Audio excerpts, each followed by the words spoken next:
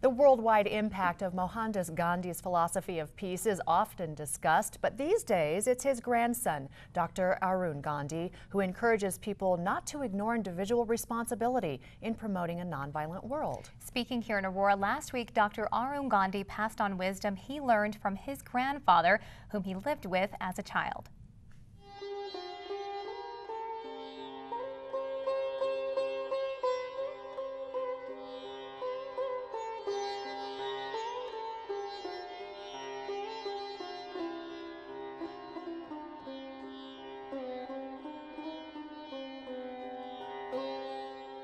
Mahatma Gandhi stood for respect, equality, and freedom. Simply, he stood for peace.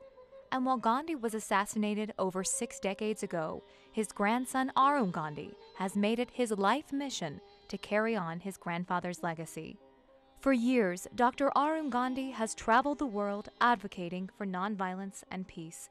And most recently, he made his way to Aurora to speak with students and adults alike, kicking off the season of nonviolence. The young people are the leaders of tomorrow. They are going to inherit this world. And whether they continue with the culture of violence that we have introduced all these years and destroy this world, or make it a better place for future generations, is entirely up to them. A season of nonviolence began in 1998. It was the 50th anniversary of Gandhi's death, and that same year was the 30th anniversary of Dr. Martin Luther King's.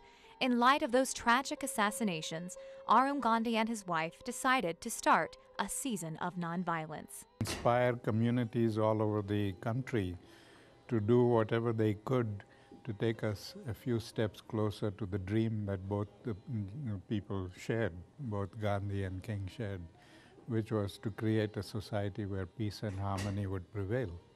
Students listened intently at Aurora's Central High School as Gandhi's grandson encouraged peace and respect. We get angry and we act in that moment of anger, we act in the moment of madness, and we destroy our own life.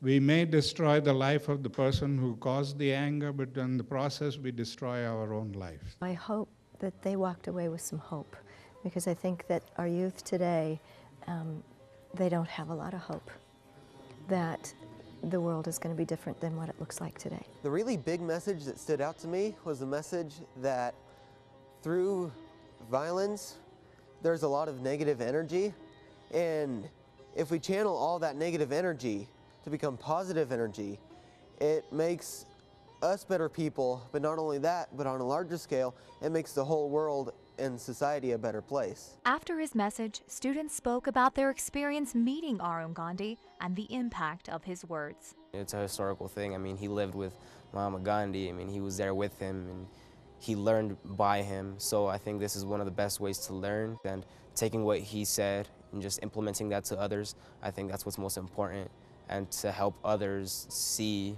how we can get rid of violence and hate and implement peace. While Arun spoke mostly of his grandfather's teachings, he also spoke briefly of him simply as a grandfather and how much he deeply misses him. I miss his company, and I miss the fact that I was so young when he was alive and working. I wish I was older with more wisdom and more brains to jot things down and keep a record of it. Unfortunately, I was just a naughty little 12-year-old boy, and I didn't have that brains to do this. Well, he certainly remembered enough to carry on his legacy of love and peace.